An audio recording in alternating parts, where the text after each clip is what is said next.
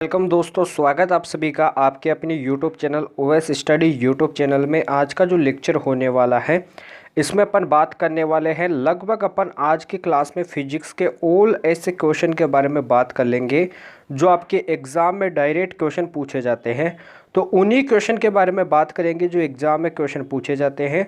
आपकी एग्ज़ाम की दृष्टि से ये 100% सिलेक्शन वाली क्लास है, तो इसको ज़रूर से देखना है क्योंकि इसमें मैं आपके लिए ऐसे क्वेश्चन लेके आया हूँ जो आपके एग्ज़ाम में डेफिनेट पूछे जाएंगे। जैसे मैं बोलूँ कि आपका ये फॉर्मूला दे रखा है तो इस फॉर्मूले से न्यूमेरिकल आएगा तो आएगा, वैल्यू उसमें क्या हो सकती है, चेंज हो सकती है न्यूमेरिकल वैल्यू। तो इसलिए आपको क्या करना है, क्लास को एंड तक देखना है। फिर से मैं आपको बता देता हूँ, इसमें अपन ओनली रिवीजन के बारे में बात करेंगे। आपका अपन ज़्यादा कॉन्सेप्ट डिटेल से नहीं जाएंगे, ओनली इसमें अपन क्या करेंगे, रिवीजन के बारे में बात करेंगे, जिससे आपके जो भी कॉन्सेप्ट है वो आपके ब्रूस्टअप हो जाएंगे और वो आपके रिवाइज भी हो जाएंगे। तो चलिए आज के क्लास को स्टार्ट करते हैं। आज की क्लास का जो फर्स्ट क्वेश्चन दिया हुआ है इसे देखिए। तो पहला क्वेश्चन दे रखा है कि 1 नैनोमीटर किसके इक्वल होता है। सबसे पहले जो 1 नैनोमीटर होता है वो किसके इक्वल होता है, 10⁻⁻9 मीटर के इक्वल होता है। 1 मिलीमीटर किसके इक्वल होता है, 10⁻³ मीटर के इक्वल होता है। 1 माइक्रोमीटर किसके इक्वल होता है, 1 पिकोमीटर किसके इक्वल होता है, कमेंट बॉक्स में आपको बता देना है। 1 मीटर में कितने सेंटीमीटर होते हैं, 100 सेंटीमीटर होते हैं, 10⁻² सेंटीमीटर होता है। तो सभी क्वेश्चन के बारे में मैं फिर से आपको बता देता हूँ, अपन बात करेंगे। अब अपन एक एक क्वेश्चन को लेके चलते हैं। क्या लेके चलते हैं, एक एक क्वेश्चन को लेके चलते हैं।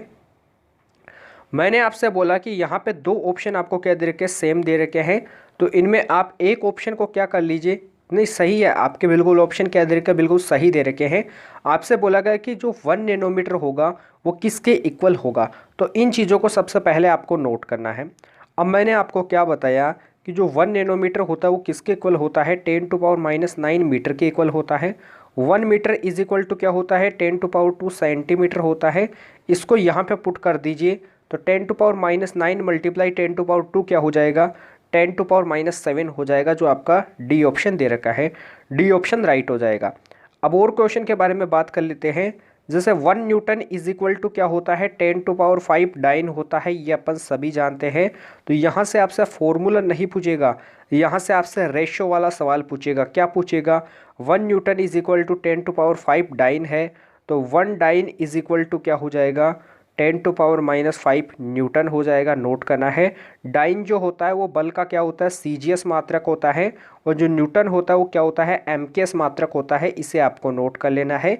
इसी प्रकार से आपसे बोल देगा 1 जूल इज इक्वल टू क्या होता है, 10⁻7 अर्ग होता है, तो 1 अर्ग इज इक्वल टू क्या हो जाएगा, 10⁻⁻7 जूल हो जाएगा। तो ऐसे आपसे घुमा के सवाल पूछेगा। तो इन सभी क्वेश्चन को नोट कीजिए। अब जो भी रेशियो के सवाल होते हैं उन सभी को यहाँ पे अपन क्या करने वाले हैं, डिस्कस करने वाले हैं। सबसे पहले अपन जानते हैं कि VRMS इज इक्वल टू क्या होता है, V0 अपॉन में √2 होता है, सभी बच्चे जानते हैं। IRMS इज इक्वल टू क्या होता है, I0 अपॉन में √2 होता है, सभी बच्चे जानते हैं। VRMS का मतलब क्या होता है, रूट मीन स्क्वायर वैल्यू होता है। इस नोट का मतलब क्या होता है, सीकर वैल्यू होता है, और अंडर में जो 2 दे रखा है ये 2 दे रखा है। रेशियो के सवाल कैसे पूछे जाएंगे ये आपको मैं बता देता हूँ। यहाँ से डायरेक्ट आपकी एग्जाम में क्वेश्चन पूछा गया है। कैसे क्वेश्चन पूछा जाएगा आपसे मैं बता देता हूँ।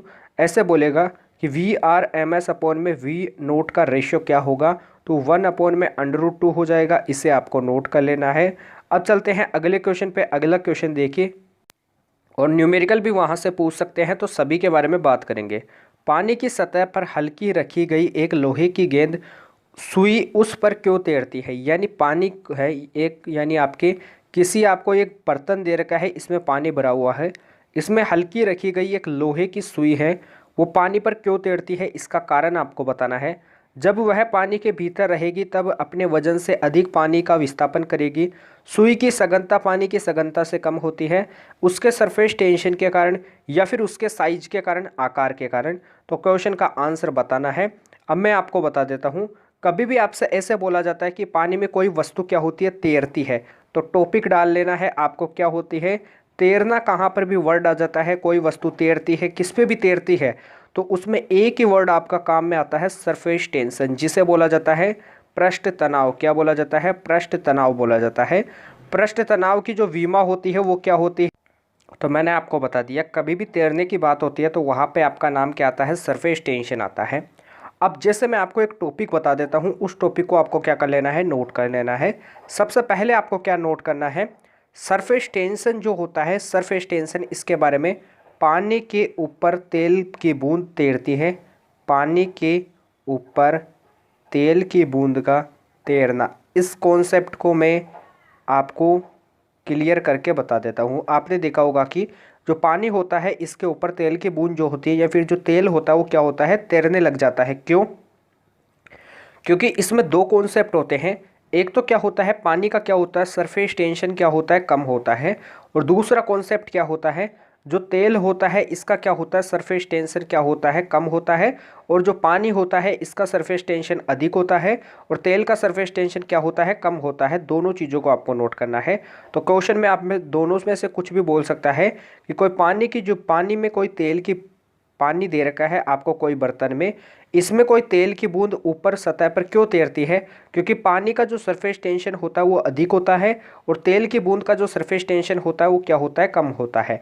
तो कॉन्सेप्ट आपको इतना ही याद रखना है। क्या याद रखना है? आपको इतना याद रखना है कि जो सरफेस टेंशन होगा यदि वो अधिक होता है तो कोई भी वस्तु होगी वो क्या होगी, नीचे जाएगी, नीचे होगा, क्या होगा, नीचे होगा। और सरफेस टेंशन क्या होता है, यदि कम होता है, ज़्यादा होगा तो क्या होगी, वस्तु नीचे की ओर तैरेगी, नीचे की ओर चली जाएगी। और सरफेस टेंशन कम होगा तो जो वस्तु होगी वो ऊपर की ओर चली जाएगी, क्या चली जाएगी, ऊपर की ओर चली जाएगी। इसे आपको नोट कर लेना है। और सरफेस टेंशन के जो एग्जाम्पल होते हैं उनके बारे में मैं आपको बता देता हूँ। सरफेस टेंशन के काफ़ी एग्जाम्पल होते हैं।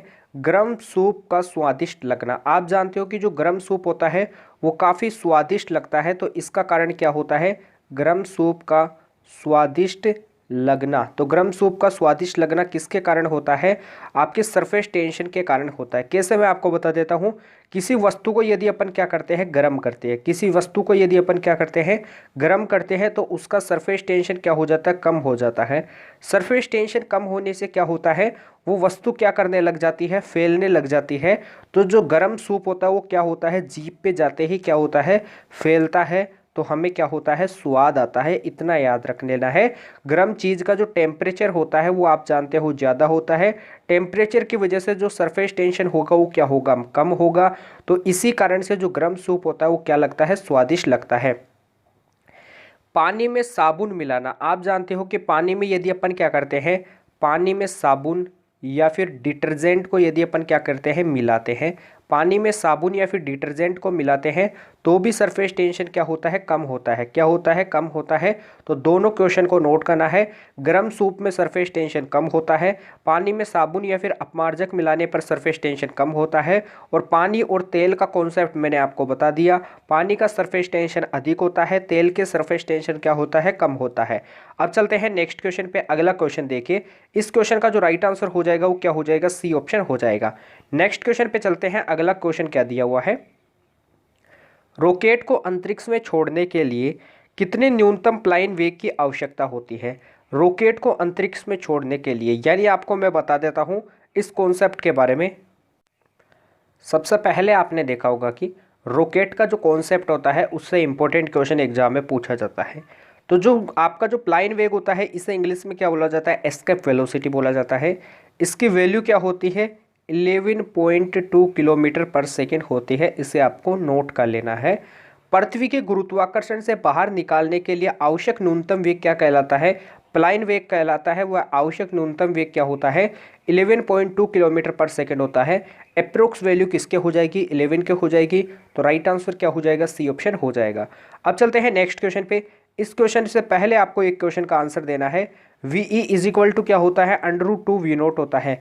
एस्केप वेलोसिटी और ऑर्बिटल वेलोसिटी में क्या होता है, ये संबंध होता है। V E is equal to क्या होता है, √2 GM अपॉन में क्या होता है, R होता है। दोनों फॉर्मूलों को आपको क्या कर लेना है, नोट कर लेना है। अगले क्वेश्चन पे चलते हैं। उससे पहले एक और फॉर्मूला बता देता हूँ। F इज इक्वल टू क्या होता है, GM1 M2 अपॉन में क्या होता है, R स्क्वायर। इससे भी क्या पता आपकी एग्जाम में न्यूमेरिकल पूछा जा सकता है।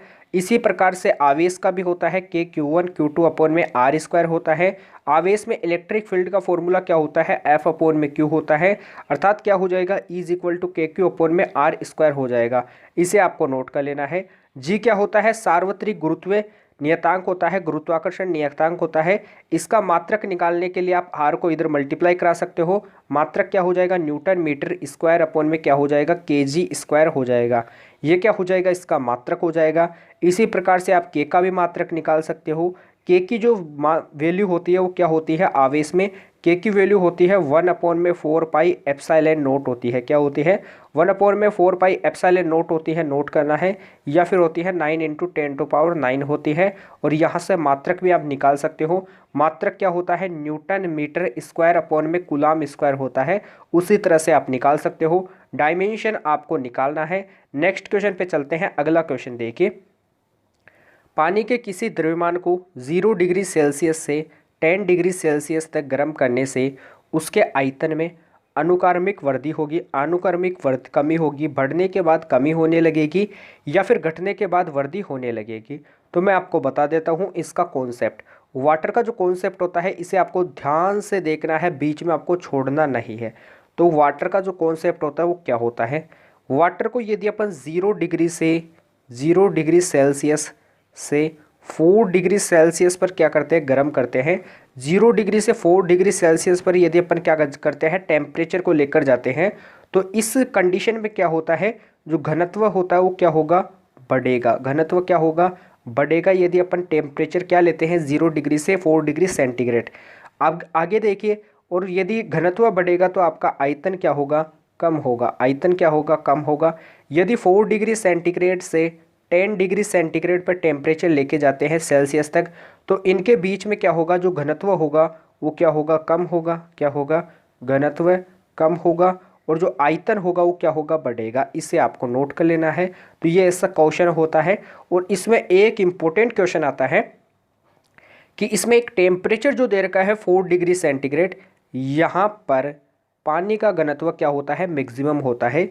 यहाँ पर पानी का घनत्व क्या होता है, मैक्सिमम होता है, अधिकतम होता है। इसे आपको नोट कर लेना। तो यही क्वेश्चन पूछा जाता है एग्जाम में, इसे आपको नोट कर लेना है।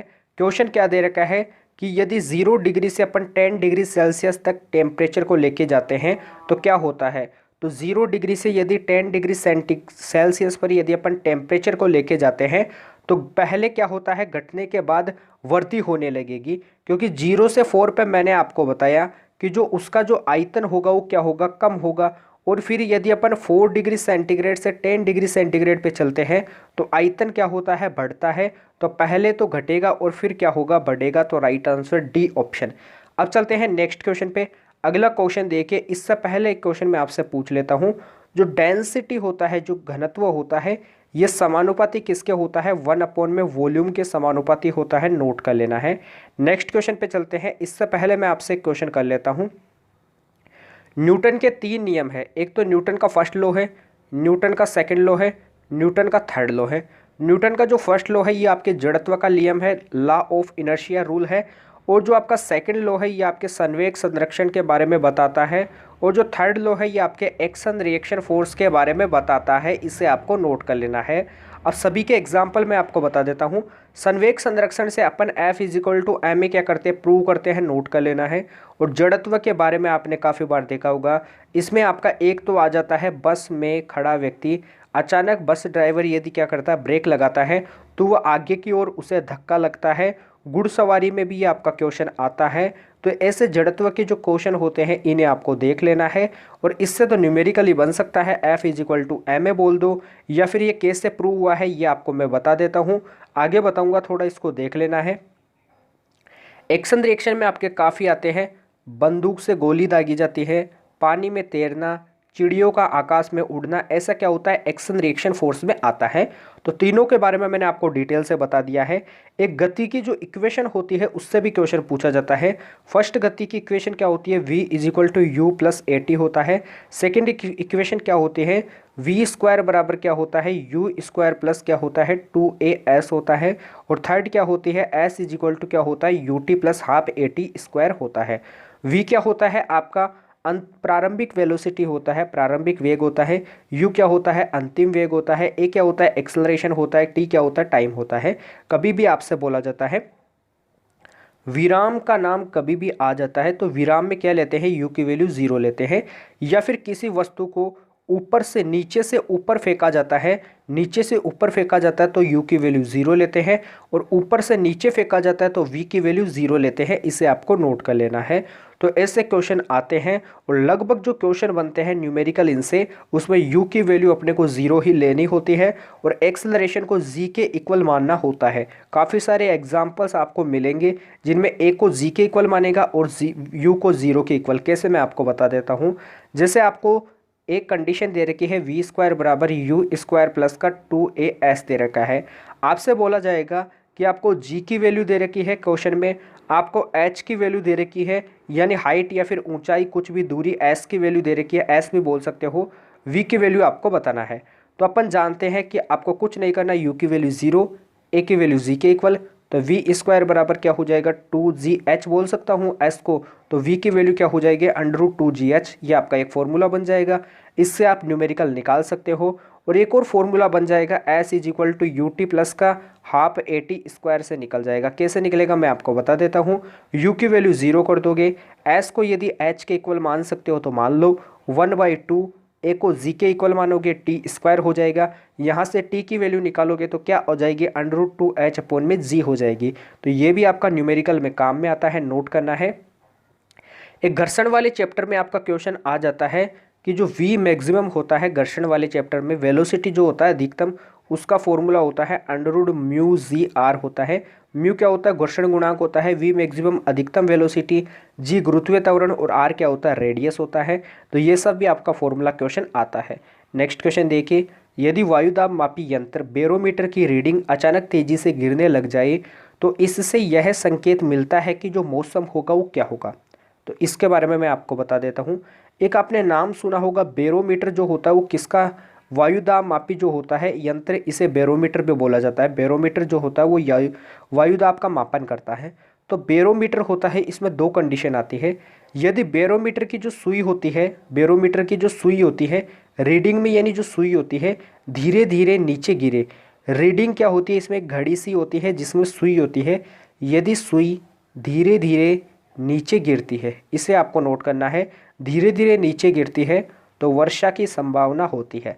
अगला देखिए, यदि धीरे धीरे ऊपर जाती है, धीरे धीरे ऊपर जाती है तो क्या होगा, मौसम बिल्कुल क्या हो जाएगा, साफ हो जाएगा। क्या हो जाएगा, मौसम साफ हो जाएगा। तो जो सुई होती है रीडिंग की, किसमें, बैरोमीटर की, यदि धीरे धीरे नीचे आती है तो वर्षा की संभावना होगी, धीरे धीरे ऊपर जाती है तो मौसम साफ होगा, और अचानक क्या हो जाती है, तेजी से गिरने लग जाती है तो इसका मतलब क्या होता है, अत्यधिक तूफान होगा। Right answer B option. Concept को बता दिया है, कॉन्सेप्ट को आपको नोट कर लेना है। अब चलते हैं नेक्स्ट क्वेश्चन पे। अगला क्वेश्चन देखिए, जब किसी वस्तु को पृथ्वी से चांद पर ले जाया जाए तो क्या होता है, मैं आपको बता देता हूँ। जब किसी वस्तु को, यहाँ पे आपको दे रखा है कि यहाँ पे कोई एक व्यक्ति है, ये आपका क्या दे रखा, व्यक्ति दे रखा, कुछ भी मान सकते हो, ये आपका क्या है, एक व्यक्ति है। इसका यहाँ पे भार किया है, इसका यहाँ पे द्रव्यमान कितना दे रखा है, 50 kg दे रखा है। 50 kg का एक व्यक्ति है, इसे पृथ्वी से चंद्रमा पर ले जाया जाता है। कहाँ पर, चंद्रमा पे ले जाया जाता है। तो इसका भार क्या होगा, तो क्वेश्चन में मैं आपको बता देता हूँ। जो द्रव्यमान यहाँ पे रहता है वहीं पर भी द्रव्यमान क्या होता है, वहीं रहता है। तो द्रव्यमान तो समान रहेगा, 50 kg 50 kg रहेगा। लेकिन मैं आपको बता देता हूँ, जैसे ये आपका क्या दे रखा है, अर्थ दे रखा है, और ये आपका मून दे रखा है, चंद्रमा। तो जो पृथ्वी होता है इस पे गुरुत्वीय त्वरण क्या होता है, जी होता है, 9.8 होता है मीटर पर सेकेंड स्क्वायर। लेकिन जो चंद्रमा होता है इस पे गुरुत्वीय त्वरण क्या होता है, पृथ्वी का क्या होता है, 1/6 होता है, G/6 होता है। तो इसे आपको नोट कर लेना है। चंद्रमा पे G/6 होता है और पृथ्वी पे G होता है, इसी कारण जो भार हो जाएगा वो चेंज हो जाएगा। कैसे होगा मैं आपको बता देता हूँ। भार का फॉर्मूला क्या होता है, W is equal to m g होता है। तो यदि पृथ्वी पे जी की वैल्यू जी मानेंगे तो W बराबर एम जी हो जाएगा, और चंद्रमा पे यदि एम जी की वैल्यू, ये आपके अर्थ पे हो जाएगा, ये आपके मून पे हो जाएगा, G/6 मानेंगे तो एम जी अपॉन में 6 हो जाएगा। और यहाँ से एक रिलेशन बन जाएगा WM is equal to WE upon में 6। क्वेश्चन बन सकता है कि चंद्रमा पे भार आपको दिया हुआ है, अर्थ पे दिया हुआ है, इनमें से कोई से भी एक की वैल्यू आपको दे सकता है और आपको पूछ सकता है कि इसकी वैल्यू क्या होगी। तो इसी अनुसार से देखिए, पृथ्वी पे भार इतना दे रखा है और चंद्रमा पे भार इतना दे रखा है, दोनों में बिल्कुल काफ़ी फ़र्क दे रखा है। तो इसी अनुसार से मैंने आपको बता दिया कि चंद्रमा पे किसी वस्तु को या फिर किसी व्यक्ति को लेके जाते हैं तो द्रव्यमान तो वही रहता है, लेकिन जो भार होता है वो क्या हो जाता है, बदल जाता है। तो भार बदल जाता है परंतु द्रव्यमान नहीं बदलता है। राइट आंसर बी ऑप्शन हो जाएगा। नेक्स्ट क्वेश्चन पे चलते हैं। इसी क्वेश्चन के अनुसार बता देता हूँ एक और क्वेश्चन। टाइम पीरियड का फॉर्मूला क्या होता है, T is equal to 2π√L upon में जी होता है, नोट कर लेना है। तो इसके अनुसार मैं आपको बता देता हूँ, जो चंद्रमा होता है इस पे जो जी की वैल्यू क्या होती है, GE अपॉन में 6 होती है। ई यानी अर्थ यानी पृथ्वी की तुलना में 6 गुना होती है। तो टाइम पीरियड जो हो जाएगा वो क्या हो जाएगा, चंद्रमा पे जो टाइम पीरियड हो जाएगा पृथ्वी की तुलना में वो क्या हो जाएगा, तो टाइम पीरियड यहाँ से समानुपाती हो जाएगा 1 अपॉन में √G के, या फिर 1 अपॉन में जी के मान सकते हो। 1 अपॉन में जी के समानुपाती हो जाएगा। जी की जगह यदि GE अपॉन में 6 करते हैं तो टाइम पीरियड समानुपाती किसके हो जाएगा, G अपॉन में 6 ऊपर चला जाएगा तो पृथ्वी की तुलना में चंद्रमा पे जो टाइम पीरियड होता है वो 6 गुना हो जाता है। और टाइम पीरियड से फॉर्मूले भी काफ़ी बना सकते हो, T1 अपॉन में T2 बराबर √L1 अपॉन में L2 हो जाएगा। इससे भी न्यूमेरिकल पूछा जा सकता है। नेक्स्ट क्वेश्चन को देखते हैं। पानी का पृष्ठ तनाव अपमार्जक मिलाने पे क्या होता है, तो मैंने आपको बता दिया सरफेस टेंशन क्या होगा, अपमार्जक या फिर इसमें साबुन मिलाने पर सरफेस टेंशन क्या होगा, डिक्रीज होगा, घट जाता है। राइट आंसर ए ऑप्शन हो जाएगा। नेक्स्ट क्वेश्चन पे चलते हैं। अगला क्वेश्चन देख, अब चलते हैं अगले क्वेश्चन पे। जो अगला क्वेश्चन दिया हुआ है इसे देखिए। नेक्स्ट क्वेश्चन पे चलते हैं। चमगादड़ द्वारा किस प्रकार की ध्वनि उत्पन्न होती है, तो सोनार का आपने काफ़ी बार नाम सुना होगा। मैं आपसे पूछ लेता हूँ, कपड़े धोने की जो मशीन होती है वो किसके सिद्धांत पर कार्य करती है, तो कपड़े धोने की जो मशीन होती है आपको यहाँ पे देख लेना है, आपने नाम तो सुना ही होगा। कपड़े धोने की जो मशीन होती है वो आपके अपकेंद्रीकरण के सिद्धांत पर कार्य करती है, अपकेंद्रीकरण के सिद्धांत पर कार्य करती है। दही से मक्खन निकालना भी क्या होता है, आपका अपकेंद्रीकरण होता है। जो हर्ट्ज होता है वो किसका मात्रक होता है, फ्रिक्वेंसी का मात्रक होता है, क्योंकि फ्रिक्वेंसी का फॉर्मूला क्या होता है, 1 अपॉन में टी होता है। इससे भी आपको नोट कर लेना है। एंगुलर जो वेलोसिटी होता है ओमेगा इज इक्वल टू क्या होता है, 2π अपॉन में टी होता है, या फिर अपन लिख सकते हैं 2πf भी होता है। और लीनियर वेलोसिटी और एंगुलर वेलोसिटी में संबंध होता है v is equal to omega. इससे न्यूमेरिकल पूछा जाता है, नोट करना है। और आप जानते हो एक सेंट्रीपेटल फोर्स, जिसे हिंदी में क्या बोला जाता है, अभिकेंद्रीय बल, क्या बोला जाता है, अभिकेंद्रीय बल। इसका फॉर्मूला होता है mv² अपॉन में r। v की वैल्यू ओमेगा r यहाँ पे पुट करते हो तो m ओमेगा² r आता है। तो इसे भी आपको नोट कर लेना है। चमगादड़ द्वारा किस प्रकार की ध्वनि उत्पन्न होती है, तो अल्ट्रासोनिक ध्वनि उत्पन्न होती है। सोनार में कौन सी तरंगों का प्रयोग किया जाता है, तो सोनार में आपके प्राश्रव्य तरंगों का प्रयोग किया जाता है। इसे आपको नोट कर लेना है। प्राश्रव्य जो तरंगें होती है वो 20,000 हर्ट्ज से क्या होती है, अधिक होती है। इसे भी आपको नोट कर लेना है, इंपॉर्टेंट क्वेश्चन है। 20,000 हर्ट्ज से क्या होती है, अधिक होती है। अब अगले क्वेश्चन पे चलते हैं। जो नेक्स्ट क्वेश्चन दिया हुआ है, इससे पहले एक फॉर्मूले को आपको नोट करना है। F-32 इज इक्वल टू क्या होता है, 9 अपॉन में 5C होता है। जो F होता है वो फ़ारेनहाइट टेम्परेचर होता है, जो C होता है वो आपका सेल्सियस होता है। यदि फ़ारेनहाइट को सेल्सियस के इक्वल करता हूँ तो आपका टेम्परेचर जो वैल्यू आता है वो क्या आता है, -14 डिग्री सेल्सियस आता है। इसे आपको नोट कर लेना है। तो ये एग्ज़ाम में ऐसे कैसे पूछा गया है, तो इस क्वेश्चन को नोट करना है। यहाँ से और भी न्यूमेरिकल पूछे जा सकते हैं। अगले क्वेश्चन पे चलते हैं। अगला क्वेश्चन देखिए, सूर्य के प्रकाश का कौन सा भाग सौर कुकर को गर्म करता है, तो बताना कि जो सूर्य के प्रकाश का कौन सा भाग होता है जो सौर कुकर को क्या करता है, गर्म करता है। प्लांक कांस्टेंट जो होता है इसका मात्रक क्या होता है, जूल इंटू सेकेंड होता है। जो ये किसके इक्वल होता है, एंगुलर वेलोसिटी के इक्वल होता है। कोणीय एंगुलर मोमेंटम के इक्वल होता है या फिर कोणीय संवेग के, ये आपको कमेंट बॉक्स में बताना है। यानी जो प्लांक नियतांक होता है इसकी विमा किसकी विमा के इक्वल होती है, कमेंट बॉक्स में तुरंत बता दीजिए। नेक्स्ट क्वेश्चन पे चलते हैं। सूर्य के प्रकाश का कौन सा भाग सौर कुकर को क्या करता है, गर्म करता है। तो बताइए कि कौन सा भाग होता है जो सौर कुकर को गर्म करता है। तो अवरक जो भाग होता है ये क्या करता है, सौर कुकर को गर्म करता है, नोट कर लेना है। जो पराबैंगनी होती है, पराबैंगनी किरणें जो सूर्य से आने वाली किरणें होती है, इनसे क्या होता है, स्किन कैंसर होता है। क्या होता है, स्किन कैंसर होता है, नोट कर लेना है। अगले क्वेश्चन पे चलते हैं। जो अगला क्वेश्चन दिया हुआ है, इससे पहले आपको बताना है कि जो साउंड होता है ध्वनि, इसकी जो वेलोसिटी होती है वो किस में अधिकतम होती है। ध्वनि का जो मान होता है वो सॉलिड में क्या होता है, सबसे अधिकतम होता है। सॉलिड में आप ले सकते हो, स्टील को ले सकते हो, इस्पात को ले सकते हो, लोहे को ले सकते हो, इनको ले सकते हो। और आपका जो क्या होता है, लाइट वेलोसिटी होता है सूर्य का प्रकाश। सूर्य का प्रकाश क्या होता है, सूर्य के प्रकाश जो होता है वो निर्वात में अधिकतम होता है। क्या होता है, यहाँ पे आपको बता देता हूँ।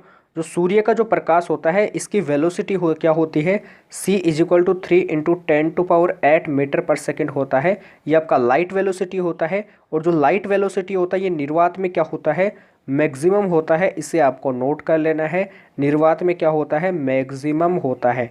एक फॉर्मूला आपने नाम सुना होगा, E = mc² सुना होगा।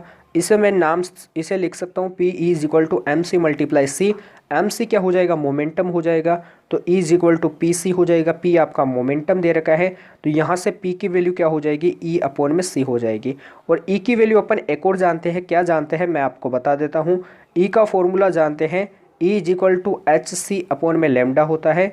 इसको इक्वल किसके कर देंगे अपन, इसको किसके इक्वल कर देंगे, ये आपकी E की वैल्यू हो जाएगी, इक्वेशन फर्स्ट दे दीजिए। और P की वैल्यू पीछे अपन ने निकाली है E/c। तो P की वैल्यू यहाँ से निकालेंगे तो E की वैल्यू यहाँ पे पुट करेंगे तो एक C से C चला जाएगा, तो P की वैल्यू हो जाएगी h/λ। इसे भी आपको नोट कर लेना है। तो इसका राइट आंसर C ऑप्शन हो जाएगा। नेक्स्ट क्वेश्चन देखिए। खतरे के सिग्नल प्राय लाल होते हैं क्योंकि लाल प्रकाश जो होता है वो क्या होता है। तो प्रकाश का एक ऑर्डर होता है VIBGYOR होता है, नोट करना है। जो आपका फर्स्ट जो आपका क्या होता है, V होता है वोयलेट होता है, R क्या होता है, रेड होता है, कलर होता है। वोयलेट से रेड की तरफ जाते हैं तो वेवलेंथ जो होता है वो क्या होता है, बढ़ता जाता है। तो रेड कलर का जो वेवलेंथ होता है तरंग दैर्ध्य, ये क्या होता है, मैक्सिमम होता है। और जो बैंगनी कलर वोयलेट कलर का जो क्या होता है वेवलेंथ, वो क्या होता है, मिनिमम होता है, नोट कर लेना है। और वेवलेंथ के विपरीत क्या होती है, आपकी फ्रिक्वेंसी होती है, नोट कर लेना है। तो फ्रिक्वेंसी जो होती है आवृत्ति, वोयलेट की अधिकतम होती है, मैक्सिमम होती है। और रेड कलर की क्या होती है, मिनिमम होती है। इसे आपको नोट कर लेना है। दो क्वेश्चन तो ये बन जाते हैं। और थर्ड क्वेश्चन क्या बनता है वो मैं आपको बता देता हूँ। एक प्रिज्म से यदि अपन लाइट को गुजारते हैं, प्रकाश को गुजारते हैं, तो ये आगे जाके काफ़ी कलर्स में क्या हो जाता है, डिवाइड हो जाता है। ये देखिए, ये आपके विबजोर कलर में क्या हो जाता है, डिवाइड हो जाता है। अब यहाँ से आपसे क्वेश्चन पूछा जाता है कि ये विबजोर कलर में क्या हो जाता है, डिवाइड हो जाता है। तो यहाँ से आपको बताना है विबजोर कलर में डिवाइड हो जाता है। तो इसमें लगभग कलर आपके कुछ ऐसे ऐसे चलते जाते हैं, ऐसे ऐसे चलते जाते हैं। तो इनमें सबसे ज़्यादा जो विचलन होगा, सबसे ज़्यादा जो विचलन होगा वो आपके कौन से कलर का होगा, बैंगनी कलर का होगा। कौन से का होगा, बैंगनी का होगा। और सबसे कम जो विचलन होगा वो किसका होगा, रेड कलर का होगा, लाल कलर का होगा, नोट कर लेना है। तो आपसे पूछा जाता है कि खतरे के जो सिग्नल होते हैं वो प्राय लाल क्यों होते हैं, क्योंकि लाल कलर जो होता है इसका डेविएशन जो होता है, विचलन, वो क्या होता है, सबसे लोअर होता है, सबसे मिनिमम होता है। इसे आपको नोट कर लेना है। अगला क्वेश्चन देखिए, वायुमंडलीय अपवर्तन का एक उदाहरण बता दीजिए।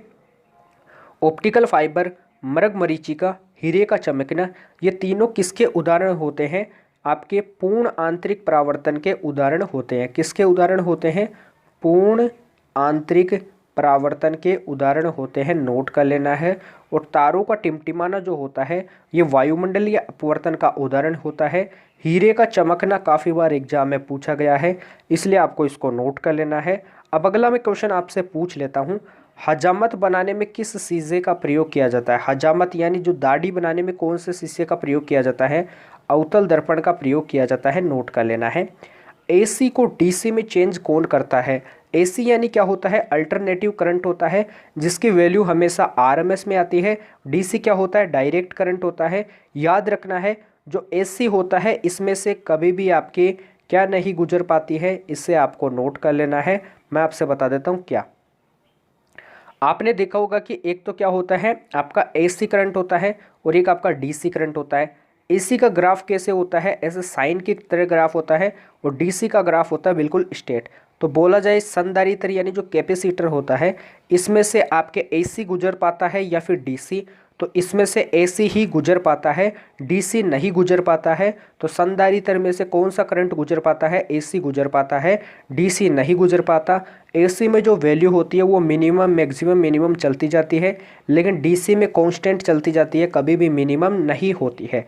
तो इस क्वेश्चन को भी आपको नोट कर लेना है। और एक क्वेश्चन तो वो आपका जानते ही हो आप, V is equal to v naught sine omega t, वैसे वाले जो फॉर्मूले होते हैं इन्हें आपको नोट कर लेना है। वी आर एम एस के मैंने आपको बता दिया, वी नोट अपॉन में √2, I R M S is equal to I naught upon में √2, इसे आपको नोट कर लेना है। और आपके कुछ फॉर्मूले आते हैं उनके बारे में बात कर लेते हैं। एक आपका एक्सल होता है जिसे बोला जाता है प्रेरणीय प्रतिकाल, वो क्या होता है ओमेगा एल होता है, जिसे मैं लिख सकता हूँ 2πf_l लिख सकता हूँ। एक होता है एक्सी जिसकी वैल्यू होती है 1/ओमेगा सी, ये क्या होता है 1/2πfc होता है। रेजोनेंशियल फ्रिक्वेंसी यानी जो अनुनादी आवर्ती होती है उसकी कंडीशन क्या होती है, X L is equal to X C, और यहाँ से एक फ्रिक्वेंसी निकल के आती है जिसकी वैल्यू होती है 1/2π√LC होती है, इसे आपको नोट कर लेना है। अगले क्वेश्चन पे चलते हैं। एक फॉर्मूला तो आपने देखा होगा कि 1/√μ0 जो होता है इसकी वैल्यू किसके इक्वल होती है, C के इक्वल होती है। बोल देगा यहाँ से इसकी जो डायमेंशन होगी वो क्या होगी, इसकी डायमेंशन जो होगी वो आपके क्या होगी L1T-2 होगी। मात्रक क्या होगा मीटर पर सेकंड, सॉरी आपके क्या होगा मात्रक मीटर पर सेकंड होगा, तो डायमेंशन होगा L1T-1 होगा, इसे आपको नोट कर लेना है। नेक्स्ट क्वेश्चन देखिए, कार में दृश्य अवलोकन के लिए किस प्रकार के शीशे का प्रयोग किया जाता है, उत्तल दर्पण का नोट कर लेना है। उत्तल दर्पण का प्रयोग ये आपने देखा होगा कि प्रकाश को उत्सर्जित करने के लिए किया जाता है, इसे भी आपको नोट कर लेना है। दर्पण से मुझे याद आता है जो दर्पण सूत्र होता है वो क्या होता है 1/f is equal to 1/v plus 1/u होता है। यहाँ पे केवल प्लस माइनस का खेल होता है जिससे आप न्यूमेरिकल सोल्व कर सकते हो। एक लेंस की क्षमता जो होती है इसका फॉर्मूला क्या होता है, p is equal to 1/f होता है मीटर में, और p is equal to 100/f होता है कब, जब आपका सेंटीमीटर में f दे रखा हो। यहाँ पे जो f होगा वो किस में होगा, मीटर में होगा। यहाँ पे जो f होगा वो आपके सेंटीमीटर में दे रखा होगा। सेंटीमीटर को मीटर में चेंज करके मैंने फॉर्मूले को बना दिया है। तो यहाँ से न्यूमेरिकल मैं बता देता हूँ, एक न्यूमेरिकल जिसे f की वैल्यू दे रखी है आपको 50 मीटर, और f की वैल्यू आपको क्या दे रखी है 50 सेंटीमीटर दे रखी है। तो f की वैल्यू आप लोगे 5 मीटर 50 मीटर, तो f is equal to 1/f, metre में दे रखा है तो कुछ ही नहीं है 1/50 लिख देना है। आंसर यहाँ से निकालोगे तो आंसर आपके पास जो आ जाएगा उसे लिख देना है, मीटर में हो जाएगा। इससे निकालते हो तो p इज इक्वल टू 100/50 करना है, 10 से 10 5 2 10, तो 2 मीटर हो जाएगा। तो ऐसे आपको मीटर में चेंज करना है।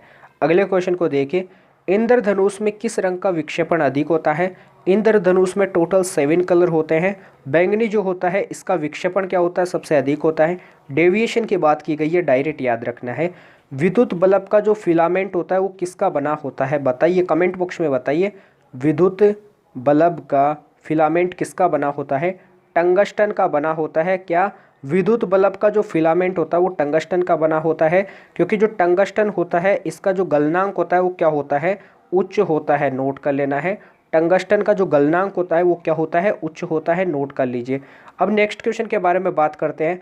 सूर्य में ऊर्जा का जो निरंतर निर्माण होता है वो किस कारण होता है। तो सूर्य की ऊर्जा की कभी भी बात की जाती है, सूर्य ऊर्जा से बात की जाती है, तो उसमें आपको इतना याद रख लेना, क्या याद रख लेना है, नाभिकीय संलयन को याद रख लेना। क्या याद रख लेना है, नाभिकीय संलयन को याद रख लेना है, नोट कर लीजिए।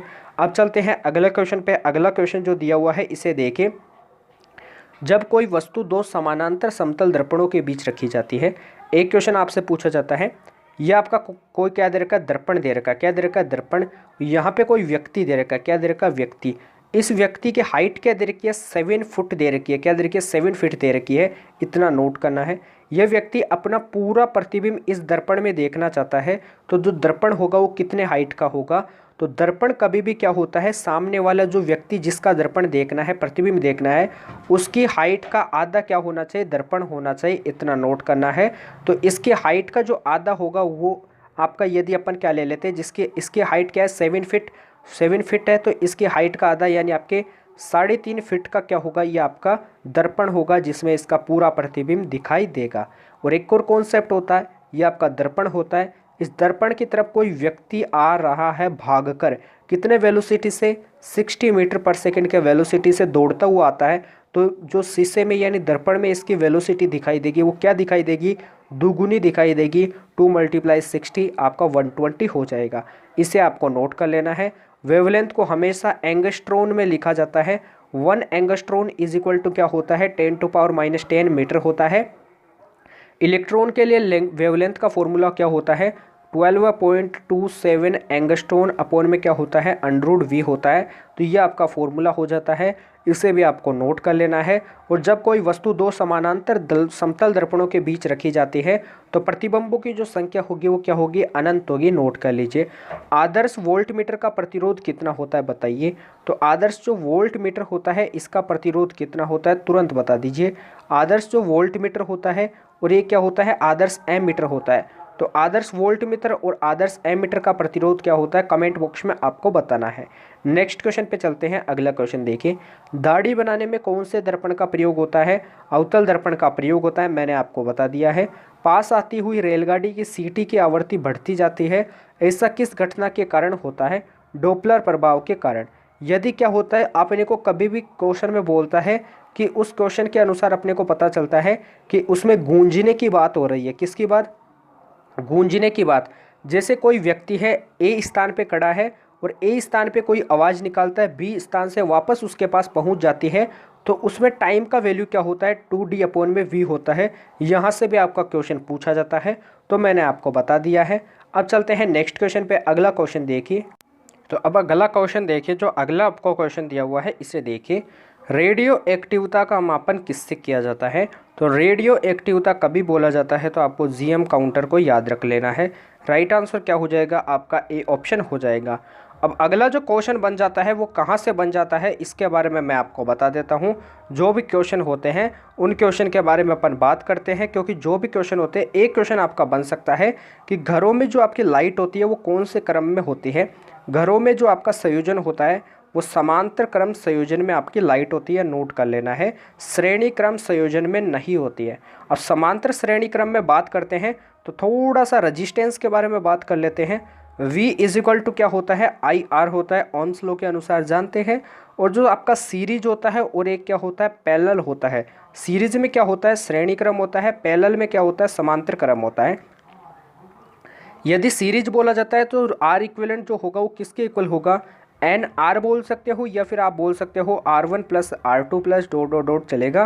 पैरेलल होगा तो इसके लिए R इक्विवेलेंट किसके इक्वल होगा, R/N के इक्वल होगा, या फिर आप बोल सकते हो 1/R इक्विवेलेंट = 1/R1 + 1/R2 ऐसे चलेगा। इन दोनों से मैं क्वेश्चन बताता हूँ कैसे बनेगा। जैसे आपसे बोला जाए कि कोई 10 ओम का क्या दे रखा है, तार दे रखा है, इसको वर्ताकार मोड़ा जाता है। क्या किया जाता है, वर्ताकार मोड़ेंगे तो ये 2 भागों में डिवाइड हो जाएगा। तो इसका इक्विवेलेंट रेजिस्टेंस क्या होगा, तो ये समांतर क्रम में दे रखे हैं। समांतर क्रम में रेजिस्टेंस होता है R इक्विवेलेंट = R/N। जब आपको प्रतिरोध समान दे रखे हो तभी ये फॉर्मूला यूज़ में लेना है। तो R इक्विवेलेंट क्या हो जाएगा, 5/में क्या हो जाएगा, 2 हो जाएगा। N यानी जितने प्रतिरोध दे रखे हैं उनकी वैल्यू, तो आंसर हो जाएगा 2.5 ओम हो जाएगा। इसे आपको नोट कर लेना है। और जो आपका क्या होता है, संधारित्र, इसमें उल्टा होता है। संधारित्र के केस में उसमें C इक्विवेलेंट जो होता है रेजिस्टेंस, C इक्विवेलेंट रेजिस्टेंस के उल्टा होता है। कैसे, समांतर क्रम के लिए तो होता है उसमें NC होता है, और सीरीज के लिए क्या होता है, उसमें C/N होता है। तो इसे भी आपको नोट कर लेना है। वाहनों के पश्चदर्शी दर्पणों के रूप में कौन सा दर्पण प्रयुक्त होता है, उत्तल दर्पण। Right answer B option. Next question देखिए। अगला क्वेश्चन क्या दिया हुआ है, करेंसी के नोटों में जालसाजी की पहचान करने के लिए निम्नलिखित में से कौन सी तरंगों का प्रयोग होता है। तो करेंसी के जो नोट होते हैं ऐसे में ही इस जालसाजी की पहचान करने के लिए हमेशा अल्ट्रा वोल्टेटिंग जो आपके रेज होती है इनका प्रयोग किया जाता है। अवरत तरंगे जो होती है इनका यूज़ रिमोट में होता है, इसे आपको नोट कर लेना है, रिमोट में किया जाता है। सूक्ष्म तरंगे और रेडियो तरंगों के बारे में आपने काफ़ी बार जाना है, तो इनसे बाद में बात करेंगे। अगले क्वेश्चन को देखते हैं। नेक्स्ट क्वेश्चन, किसी पी प्रकार के अर्धचालक में बहुसंख्यक आवेशवाहक क्या होते हैं? तो वर्ड से ही याद रखना है, ट्रिक होती है, वैसे होता नहीं है। ऐसे पी से याद रखना है पॉजिटिव, तो पॉजिटिव का मतलब क्या होता है? होल होता है, तो ये आपके क्या होते हैं? मैक्सिमम होते हैं। तो पी प्रकार के अर्धचालक में क्या होते हैं? आवेशवाहक क्या होते हैं? बहुसंख्यक आवेशवाहक होल होते हैं। Right answer D option. और एन प्रकार के अर्धचालक में जो मेजॉरिटी चार्ज होता है वो क्या होता है? एन का मतलब नेगेटिव होता है। नेगेटिव से आपको याद रखना है इलेक्ट्रॉन, तो क्या हो जाएंगे? इलेक्ट्रॉन हो जाएंगे। दोनों के बारे में मैंने आपको बता दिया है। अगले क्वेश्चन पे चलते हैं। जो नेक्स्ट क्वेश्चन दिया हुआ है इसे देखिए। निम्नतम अवस्था में हाइड्रोजन परमाणु की आयनन ऊर्जा क्या होती है? निम्नतम अवस्था में हाइड्रोजन परमाणु की आयनन ऊर्जा क्या होती है? 13.6 इलेक्ट्रॉन वोल्ट होती है। Right answer B option. 1 electron volt is equal to क्या होता है? 1.6 इंटू 10⁻⁻19 क्या होता है? ये आपको बताना है, क्योंकि ई होता है इसका मात्रक कूलाम होता है। वी क्या होता है? वी इज इक्वल टू अपन जानते हैं डब्ल्यू अपोन में क्यू होता है, तो जूल अपोन में कूलाम होता है, तो इसका मात्रक हो जाएगा जूल। 1/6 इंटू 10⁻⁻19 जूल होता है। नोट कर लेना है, क्योंकि एक फॉर्मूला होता है विद्युत विभव वाले चैप्टर में, V is equal to W upon में क्यू होता है, तो V इज इक्वल टू क्या होता है? के क्यू अपोन में आर होता है। इसे भी आपको नोट कर लेना है। कभी भी आपसे बोला जाता है पृथ्वी के केंद्र पर विभव की वैल्यू क्या होगी, ऐसे क्वेश्चन आते हैं। पृथ्वी के केंद्र से काफ़ी क्वेश्चन आते हैं, तो केंद्र पे कुछ भी बोला जाता है उसकी वैल्यू जीरो ही होती है, क्योंकि केंद्र पे रेडियस कितनी होती है? जीरो, तो विभव भी कितना होगा? जीरो होगा। ऐसे क्वेश्चन आते हैं एग्जाम में। मेरा बताने का मतलब है कि केंद्र से बोला जाए तो आपको डायरेक्ट जीरो पे ही आंसर लगाना है। नेक्स्ट क्वेश्चन पे चलते हैं। बताना है कि जो लेंज का नियम है ये आपके कौन से कंजर्वेशन पे आधारित होता है? तो लेंज का जो नियम है ये आपके ऊर्जा संरक्षण पर आधारित है। किस पर? ऊर्जा संरक्षण पर आधारित है। नेक्स्ट क्वेश्चन को देखिए। एक समान ताप और दाब पर विभिन्न गैसों के समान आयतन में अणुओं की संख्या समान होती है, यह वाक्य क्या कहलाता है?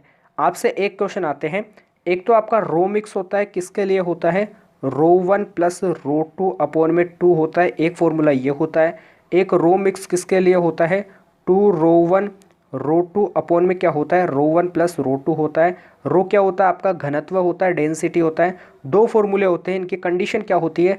एक के लिए तो होती है V1 is equal to V2 is equal to same, यानी वॉल्यूम क्या होता है? सेम होता है। और सेकंड में क्या होता है? आपके शायद मास क्या होता है? सेम होता है। तो ऐसी कंडीशन होती है, इन दोनों की देख लेना है। मेरे को बताने का मतलब है कि इनसे न्यूमेरिकल पूछा जा सकता है। एक बार आपकी इससे क्वेश्चन पूछा गया है तो इसको आपको डायरेक्ट देख लेना है क्वेश्चन कैसे पूछा जा सकता है। क्वेश्चन दे रखा है, एक समान ताप और दाब में विभिन्न गैसों के क्या होते हैं? समान आयतन होते हैं। ये आपके आवेगैद्रो का नियम है। PV इज इक्वल टू अपन जानते हैं क्या होता है? nRT होता है। आदर्श गैस समीकरण होता है, आइडियल गैस इक्वेशन होती है। यहाँ से n क्या होता है? कांस्टेंट होता है। R क्या होता है? गैस नियतांक होता है। इसकी विमा आपको निकाल के कमेंट बॉक्स में बतानी है, इसकी विमा क्या हो जाएगी। P प्रेशर दे रखा है, V वॉल्यूम दे रखा है, T आपका टाइम आपका टेम्परेचर दे रखा है, तो इनसे आपको निकाल के बताना है। अगले क्वेश्चन को चलते हैं। अगला क्वेश्चन क्या दिया हुआ है? अधिकतम ऊंचाई पर जल अपेक्षाकृत कम तापमान पर उबलता है, क्यों? इसका कारण क्या होता है? क्योंकि जैसे जैसे क्या होती है ऊंचाई क्या होती है? बढ़ती जाती है, तो उसका जो प्रेशर होता है, वायुदाब होता है, वो क्या होता है? कम होता जाता है। तो वायुदाब कम होने के कारण अधिक ऊंचाई पर जो जल होता है वो अपेक्षाकृत कम तापमान पर क्या हो जाता है? उबल जाता है। राइट आंसर ए ऑप्शन हो जाएगा। नेक्स्ट क्वेश्चन पे चलते हैं। वाहनों के हेडलाइटों में किस दर्पण का प्रयोग किया जाता है? तो वाहनों के जो हेडलाइट होते हैं इनमें किस प्रकार के दर्पण का प्रयोग किया जाता है? तो इसमें अवतल दर्पण का प्रयोग किया जाता है, क्योंकि जो अवतल दर्पण होता है ये प्रकाश किरणों का प्रसार करता है। क्या करता है? प्रकाश किरणों का प्रसार करता है। नोट कर लेना है। अपसारित कौन करता है? अभिसारित कौन करता है? तो बताना है कि कौन सा दर्पण किरणों को, सूर्य प्रकाश की किरणों को अपसारित करता है और कौन सा दर्पण आपके प्रकाश की किरणों को अभिसारित करता है। तो ये भी आपको एग्जाम्पल के रूप में बताना है, तो ये भी इम्पोर्टेंट क्वेश्चन है। अपसारित कौन करता है? अभिसारित कौन करता है? और एक क्वेश्चन जो आपकी एग्जाम में पूछा जाता है, दूरदृष्टि दोष के निवारण के लिए कौन से दर्पण का प्रयोग किया जाता है? अवतल या फिर उत्तल। निकट दृष्टि दोष के लिए किसका प्रयोग किया जाता है? दोनों के बारे में आपको बता देना है। नेक्स्ट क्वेश्चन पे चलते हैं। यदि कांच और पानी का निरपेक्ष अपवर्तनांक दे रखा है, यानी आपको कांच का कितना दे रखा है, म्यू जी की वैल्यू दे रखी है 3/2 दे रखी है, और म्यू आपको किसकी, पानी की दे रखी है, वाटर की दे रखी है, म्यू दे रखा है, ये आपका म्यू दे रखा है ऐसे, इसकी वैल्यू दे रखी है 4/3 दे रखी है। फॉर्मूला अपन जानते हैं कि प्रकाश के वेग और इसमें वी जी मल्टीप्लाई क्या होता है, mu g is equal to क्या हो जाएगा, V W multiply mu W हो जाएगा। इससे सोल्व करते हो तो अपना आंसर क्या आ जाता है, 8:9 आ जाता है, निकाल सकते हो। यहाँ से अपने को क्या निकालना है, कांच और पानी में वेलोसिटी, तो वी जी अपॉन में वी डब्ल्यू निकालना है, तो वी डब्ल्यू में यू डब्ल्यू में अपन क्या करेंगे, म्यू जी का भाग दे देंगे, तो 4/3/2 का यहाँ पे अपन को डिवाइड करना है, तो 8:9 आंसर आ जाएगा। अगले क्वेश्चन को देखिए। यदि किसी वस्तु को पानी में डूबी हुई अवस्था में तोला जाए तो हवा में लिए गए भार की तुलना में उसके भार पर क्या प्रभाव पड़ेगा। तो यदि डूबी हुई अवस्था में तोला जाता है तो उसके हवा में जो किए गए भार की तुलना में उसका जो भार होगा उसमें क्या हो जाएगी, कमी हो जाएगी। राइट आंसर क्या हो जाएगा, बी ऑप्शन हो जाएगा। अगले क्वेश्चन को देखते हैं। नेक्स्ट क्वेश्चन क्या दिया हुआ है। ऊर्जा के बारे में सभी बच्चे जानते हैं। ऊर्जा एक प्रकार की कंजर्व क्वांटिटी होती है। ऊर्जा को ना तो उत्पन्न किया जा सकता है और ना ही ऊर्जा को नष्ट किया जा सकता है। तो राइट आंसर क्या हो जाएगा, आपका सी ऑप्शन हो जाएगा। ऊर्जा को एक रूप से दूसरे रूप में परिवर्तित किया जा सकता है। ऊंचाई ट्रांसफॉर्मरों का प्रयोग किस लिए किया जाता है। मोमेंटम का फॉर्मूला क्या होता है, P = mv होता है, नोट कर लेना है। ऊंचाई ट्रांसफॉर्मरों का जो प्रयोग होता है वो किसके लिए किया जाता है। तो ऊंचाई जो ट्रांसफॉर्मर होते हैं इनका प्रयोग नाम से ही पता चलता है उच्च, तो वोल्टता बढ़ाने के लिए किसका प्रयोग किया जाता है, ऊंचाई ट्रांसफॉर्मर का प्रयोग किया जाता है, नोट कर लेना है। अगले क्वेश्चन पे चलते हैं। इस क्वेश्चन को देख लीजिए। आपसे मैं पूछ लेता हूँ जो वर्क होता है इसकी डायमेंशन क्या होती है, m1 L2 T-2 होती है। पावर जो होता है इसका फॉर्मूला क्या होता है, W/T होता है। ये आपका पावर दे रखा है, पावर यानी बोले तो शक्ति होता है, क्या होता है, शक्ति होता है। 1 horse power is equal to क्या होता है, आपके 746 वोट के आसपास कुछ ऐसे होते हैं, मुझे याद नहीं आ रहा, लेकिन 1 हॉर्स पावर जो होता है अश्व शक्ति, उसमें कितने वाट होते हैं इसे आपको नोट कर लेना है। अब चलते हैं अगले क्वेश्चन पे। ऊंचाई ट्रांसफॉर्मरों का प्रयोग एसी वोल्टेज को बढ़ाने के लिए किया जाता है, तो राइट आंसर सी ऑप्शन हो जाएगा। नेक्स्ट क्वेश्चन देखिए। कौन सी तरंग प्रति फोटोन अधिकतम ऊर्जा ले जाती है। तो आपकी कौन सी तरंग होती है, जो एक्स किरणें होती है ये प्रति फोटोन अधिकतम ऊर्जा क्या कर लेती है, ले जाती है। राइट आंसर ए ऑप्शन हो जाएगा। इसे आपको क्या कर लेना है, नोट कर लेना है। और कुछ और क्वेश्चन होते हैं जो एग्जाम में पूछे जाते हैं, उनके बारे में भी बात करेंगे। नेक्स्ट क्वेश्चन देखिए। इसे नहीं देखेंगे, ये आपका इंपॉर्टेंट क्वेश्चन नहीं है। लोहे के संक्षारित होने वाला भी इंपॉर्टेंट नहीं है, लेकिन ये क्वेश्चन दे रखा है, इसे देखिए। निम्नलिखित में से किस घटना के कारण इंद्रधनुष दिखाई देता है। आपको बताना है। वर्ताकार क्या होता है, मोशन होता है। इसमें केंद्र की तरफ रेडियस के एलोंग आपका एक फोर्स लगता है, जिसे क्या बोला जाता है, अभिकेंद्रीय बल बोला जाता है। क्या बोला जाता है, अभिकेंद्रीय बल, सेंट्रीपेटल फोर्स बोला जाता है। और इसके स्पर्श रेखा की एक वेलोसिटी लगता है जिसे बोला जाता है टेंजेंशियल वेलोसिटी बोला जाता है। तो रेडियस के एलोंग आपके सर्कुलर मोशन में कौन सा फोर्स लगता है, अभिकेंद्रीय बल लगता है, जिसका फॉर्मूला क्या होता है, mv² होता है। इसे आपको नोट कर लेना है। और इंद्रधनुष की जो घटना होती है वो किस पर आधारित होती है, तुरंत बता दीजिए। इंद्रधनुष की जो घटना होती है वो किस पर आधारित होती है। तो इंद्रधनुष की जो घटना होती है वो प्रकाश के परिक्षेपण पर आधारित होती है, या फिर वर्ण विक्षेपण, इतना नोट कर लेना है। राइट आंसर ए ऑप्शन हो जाएगा। नेक्स्ट क्वेश्चन पे चलते हैं। अगला क्वेश्चन देखिए। सूर्य किस वजह से अस्त होते समय भी कुछ समय के लिए हमें दिखाई देता है या फिर लाल कलर का दिखाई देता है, इसका कारण क्या होता है, इसे भी आपको देखना है। जो भी क्वेश्चन याद आते हैं उन क्वेश्चन को मैं बता रहा हूँ, उन क्वेश्चन को आपको ज़रूर से देखना है। निम्नलिखित में से किसके परावर्तन को प्राप्त कर चमगादड़ें अपने मार्ग में अवरोधकों की पहचान कर सकती है। तो मैंने आपको बता दिया है, पराशर व तरंगे, पीछे भी बताया है। नेक्स्ट क्वेश्चन पे चलते हैं। निम्न ताप पर रखी किसी वस्तु से उच्च ताप पर रखी वस्तु की ओर ऊष्मा स्वतः प्रवाहित नहीं हो सकती। यह किसका है, ऊष्मागतिकी का सेकंड लॉ है। ये किनका है, ऊष्मागतिकी का सेकंड नियम है। इसे आपको नोट कर लेना है। नेक्स्ट क्वेश्चन देखिए। प्राध्वनिक तरंगों की जो आवृत्ति होती है वो क्या होती है। प्राध्वनिक यानी आपके पराशर व तरंगे, तो किलो हर्ट्ज का मतलब क्या हो जाएगा, आपके 20,000 हर्ट्ज हो जाएगा। क्या हो जाएगा, 20,000 हर्ट्ज। तो राइट आंसर क्या हो जाएगा, डी ऑप्शन हो जाएगा। अब चलते हैं अगले क्वेश्चन पे। अगला क्वेश्चन देखिए। किसी धारा प्रवाहित तार के अक्ष से किसी विशिष्ट दूरी पर चुंबकीय क्षेत्र की तीव्रता किस पे निर्भर करती है? ज्यूरिन लॉ क्या होता है? H समानुपाती 1/r, इसे भी आपको नोट कर लेना है। तो विशिष्ट दूरी पर जो चुंबकीय क्षेत्र की जो तीव्रता होती है वो हमेशा किस पे डिपेंड करती है? तार में प्रवाहित धारा पर, तार की त्रिज्या पर, आसपास के तापमान पे, या फिर ननोपतिस। तो इस तार में प्रवाहित धारा पे डिपेंड होती है। राइट आंसर क्या हो जाएगा आपका? ए ऑप्शन हो जाएगा। नेक्स्ट क्वेश्चन को देखते हैं। अगला क्वेश्चन देखिए, 1 एंगस्ट्रॉन इज इक्वल टू क्या होता है? 10⁻⁻10 मीटर होता है, नोट करना है। 1 नैनोमीटर इज इक्वल टू क्या होता है? 10⁻⁹ मीटर होता है। तो इसमें संबंध क्या हो जाएगा? 1 एंगस्ट्रॉन इज इक्वल टू क्या हो जाएगा आपका? सॉरी, आपके 10 एंगस्ट्रॉन इज इक्वल टू क्या हो जाएगा? 10 एंगस्ट्रॉन इज इक्वल टू क्या हो जाएगा? 1 नैनोमीटर हो जाएगा। राइट आंसर आपका क्या हो जाएगा? बी ऑप्शन हो जाएगा। सोल्व करके आप देख सकते हो, क्योंकि 10 एंगस्ट्रॉन यानी 10⁻⁻10 हो जाएगा। ये किसके इक्वल हो जाएगा? 10⁻⁹ मीटर के। और ये क्या होता है? 1 नैनोमीटर होता है। अगले क्वेश्चन को देखिए, एलईडी का पूर्ण रूप क्या होता है? लाइट एमिटिंग डायोड होता है। इसे भी आपको नोट कर लेना है, क्या तब आपकी एग्जाम में पूछा जा सकता है। नहीं पूछा जाए तो आपको इसको छोड़ देना है।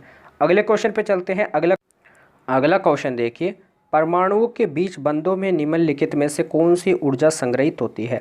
तो परमाणुओं के बंधों के बीच में हमेशा रासायनिक ऊर्जा क्या होती है? संग्रहित होती है। Right answer B option. Next question पे चलते हैं। अगला क्वेश्चन देखिए, सूर्य से निकलने वाली प्रकाश ऊर्जा किसके द्वारा फैलाई जा सकती है? तो सूर्य से जो निकलने वाली प्रकाश ऊर्जा होती है वो वर्षा बिंदुओं की एक बौछार के द्वारा फैलाई जा सकती है। राइट आंसर ए ऑप्शन हो जाएगा। अब चलते हैं अगले क्वेश्चन पे। अगला क्वेश्चन देखिए, निम्नलिखित में से कौन सा एक स्वच्छ ईंधन का उदाहरण है? तो ये आपके एग्जाम में नहीं आता है, इसे आपको नहीं देखना है। किसी विद्युत रोधी को निम्नलिखित में से कौन आवेशित कर सकता है? कोई विद्युत रोधी होता है, इसको निम्नलिखित में से कौन आवेशित कर सकता है? तो आपका स्थिर विद्युत क्या कर सकता है? आवेशित कर सकता है। सी इज इक्वल टू क्या होता है? क्यू वी हो, क्यू इज इक्वल टू क्या होता है? सी वी होता है, नोट करना है। इससे भी न्यूमेरिकल पूछा जा सकता है। 1/2 CV² आपकी क्या होती है? एनर्जी होती है संधारित्र में। एक और आपकी एनर्जी होती है 1/2 LI²। एनर्जी कैसे भी हो उसका डायमेंशन सेम होता है, m1L2T-2, क्योंकि अपन जानते हैं कि वर्क इज इक्वल टू क्या होता है? F.S होता है। इससे क्वेश्चन बता देता हूँ, F.S होता है तो क्या हो जाएगा? FS cos थीटा हो जाएगा। क्या हो जाएगा? FS cos theta. थीटा की वैल्यू 0 ले सकते हो, थीटा की वैल्यू 90 ले सकते हो, और थीटा की वैल्यू 180 लेते हो तो आपके पास जो W होता है वो क्या हो जाता है? माइनस में चला जाता है, नेगेटिव, क्योंकि कोस 180 की वैल्यू कितनी हो जाती है? -1 हो जाती है। और 0 पे क्या हो जाता है? मैक्सिमम होता है, और 90 पे क्या होता है? मिनिमम होता है, 0 होता है। इसे आपको नोट कर लेना है। अगला क्वेश्चन क्या बन सकता है? एक तो आपका क्या बन सकता है कि कोई कूली है, आपका क्या है? रेल की आपके क्या होता है? यहाँ पे जो आपका जंक्शन होता है, यहाँ पर कोई कूली है, ये अपने सिर पे एक बक्से को उठाकर, जिसका वेट दे रखा है 70 kg, इसको उठाकर आगे की ओर चलना प्रारंभ करता है।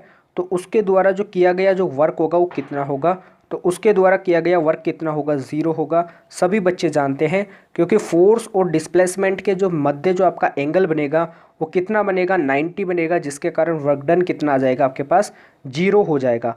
और पेचकस का जो हत्था होता है वो क्या होता है? काफ़ी लंबा होता है। क्यों? क्योंकि अपन जानते हैं कि जो हत्था जितना क्या होता है? लंबा होता है, उसमें उतना ही अपने को फोर्स कम लगाने की आवश्यकता होती है, क्योंकि जड़त्व आघूर्ण का इसमें क्या हो जाता है? आपका जो आघूर्ण होता है इसके बारे में बात हो जाती है, बल आघूर्ण के बारे में। इसे आपको नोट कर लेना है। W बराबर FS cos थीटा के बारे में मैंने आपको बता दिया है। एक आपका फॉर्मूला क्या होता है जिसके बारे में थोड़ा सा मुझे, हाँ, आपका फॉर्मूला होता है G' is equal to 4/3 pi rho g R. कुछ ऐसे आपका फॉर्मूला होता है, मुझे याद नहीं आ रहा अच्छे से, ऐसे कुछ आपका फॉर्मूला होता है। हाँ, कुछ ऐसे आपका फॉर्मूला होता है, G' is equal to 4/3 pi rho g R cos theta, कुछ ऐसे होता है। चलो इसके बारे में बाद में बात करेंगे। तो सबसे पहले आपका जो क्वेश्चन, इसका आंसर आपको कमेंट बॉक्स में बताना है।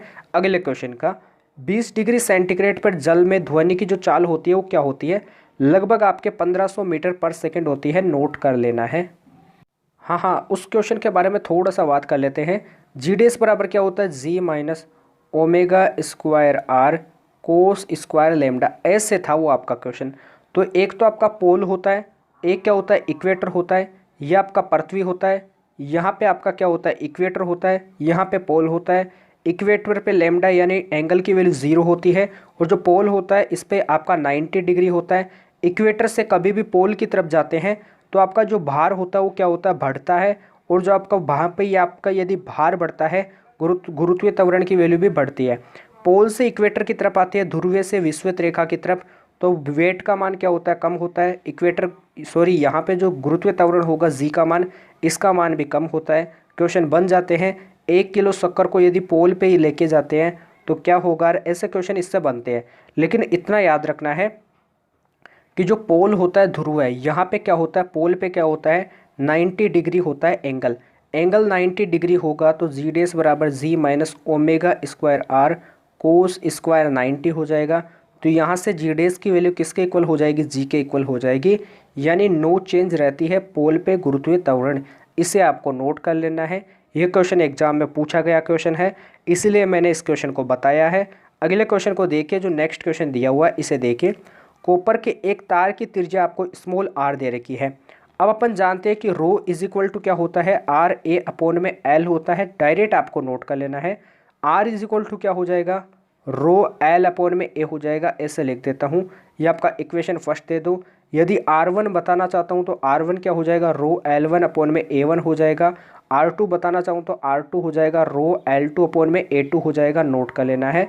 ए क्या है, आपका एरिया है, तो A1 की वैल्यू क्या हो जाएगी, यहाँ से मैं A1 की वैल्यू भी आपको बता देता हूँ। A1 की वैल्यू आपके पास क्या हो जाएगी, रेडियस आपका आपका क्या हो जाएगा, पाई आर वन स्क्वायर हो जाएगा।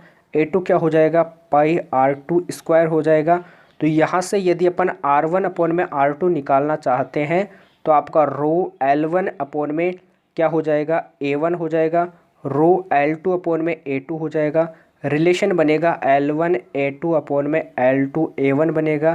तो L1 की वैल्यू अपने को नहीं दे रखी है, बाद में देखेंगे। A2 लिखेंगे, यहाँ पे क्या हो जाएगा, 4 पाई आर स्क्वायर हो जाएगा, 4 पाई R2 स्क्वायर हो जाएगा।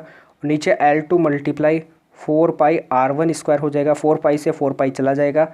रिलेशन क्या बन जाएगा, कैपिटल R1 अपॉन में capital R2 is equal to क्या हो जाएगा, L1 अपॉन में L2 मल्टीप्लाई आपके R2 स्क्वायर अपॉन में R1 स्क्वायर हो जाएगा।